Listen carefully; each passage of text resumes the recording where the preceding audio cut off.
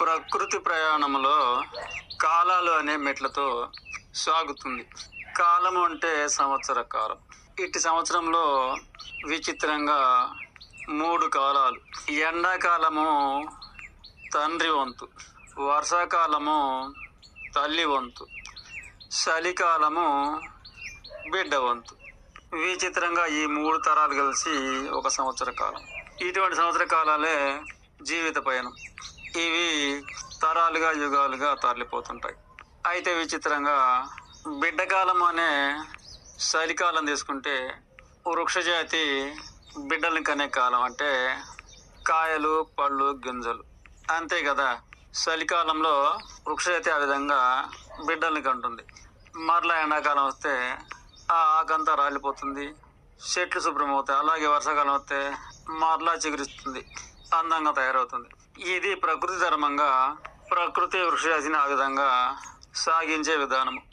ప్రకృతి ధర్మంగా వర్షాకాలము స్త్రీ రూపం కనుక అందంగా పచ్చని చీర కట్టుకొని పువ్వులు పెట్టుకొని అందంగా అలంకరించుకొని ఆ విధంగా బిడ్డలకు జన్మనిస్తుంది. అంటే పళ్ళు, కాయలు, గింజలు. ఇక ఆ బిడ్డల కాలము చలికాలం.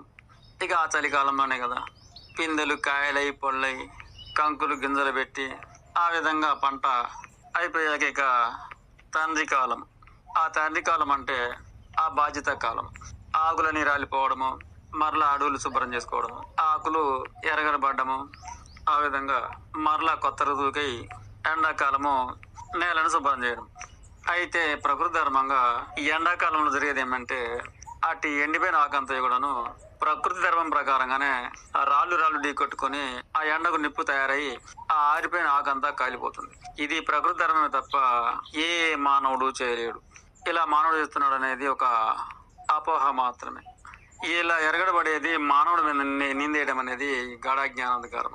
ఎండిన ఆకు ఎరగడబడి అడవులు శుభ్రం చేసేది ప్రకృతి ధర్మం. అలా ఎండాకాలం పోయిన తర్వాత మరలా ప్రకృతి పునరుద్ధరణ కావాలి కనుక ఆ భూమి శుభ్రమైనాక తొలకరి వర్షాలు వస్తాయి. నేల మీద ఉన్న గింజ ఆ శుభ్రమైన భూమి నుండి మూలకలు ఎత్తుతూ ఉంటాయి. కానీ దీనికి ఎవడి బాధ్యత? ఈ భూమిపై నీళ్లు చల్లేది ప్రకృతే కదా. ఎవడు మోటార్తో నీళ్లు కట్టడు కదా, ఎవడు మందేసి పెంచడు కదా. తెలియక మానవుడు ఏవో అంటుంటాడు.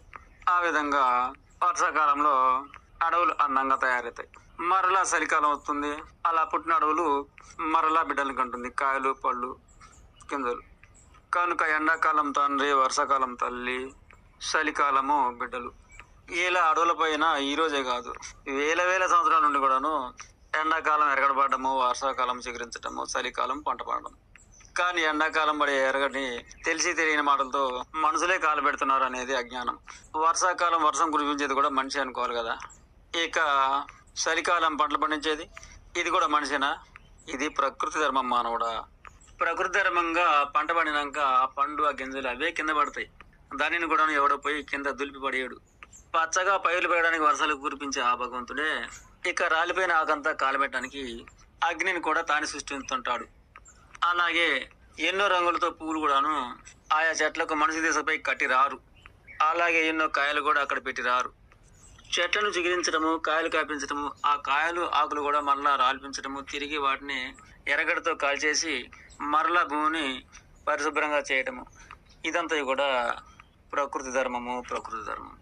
తాను పండించిన చేయని పంటలు మనిషి తెచ్చి ఇంట్లో పెట్టుకుంటాడేమో, కానీ అడవి పంట అంతా తను తెచ్చుకొని ఇంట్లో పెట్టుకోలేడు. అలాగే తన ఇళ్ళ చుట్టూ ఉన్న చెత్తా చెదార మనిషి కాడ పెట్టుకుంటాడేమో తప్ప వందల వేల మైళ్ళ దూరంగా ఉన్న కొండల మీద ఉన్న ఆకంతా మనిషిపై ఎప్పుడు తగలబెట్టబోడు. ఇంకా విచిత్రంగా వర్షాలు పడకుండా ఆపటము, చెట్లు మొలకెత్తకుండా ఆపటము ఎవరి తరము కాదు. అలాగే ఎండాకాలము ఎరగడబడి మండిపోవటం అనేది ఆపడం ఎవరి తరము కాదు. అలాగే చలికాలము సమస్త జాతి పంట కూడాను పండి రాలిపోకుండా ఆపేది ఎవరి తరము కాదు. కానీ ఇలా పిచ్చి పిచ్చి మాటలు ఎన్నో అంటుంటాం. అమాయకంగా అడవి మనిషి కలుపుతుండ అంటున్నారు. సరే, అలాగే అడవి మీద వర్షం కూడా మనిషి కురిపిస్తున్నాడా? అటు నిప్పి పెట్టేది మనిషి కాదు, ఇటు నీళ్లు చల్లేది మనిషి కాదు. నిజం చెప్పాలి అంటే అటవీ శాఖే కాదు, ఐక్యరాజ్య సమితి కూడాను వర్షం పడకుండా ఆపదు, ఎరగడ పడకుండా ఆపదు.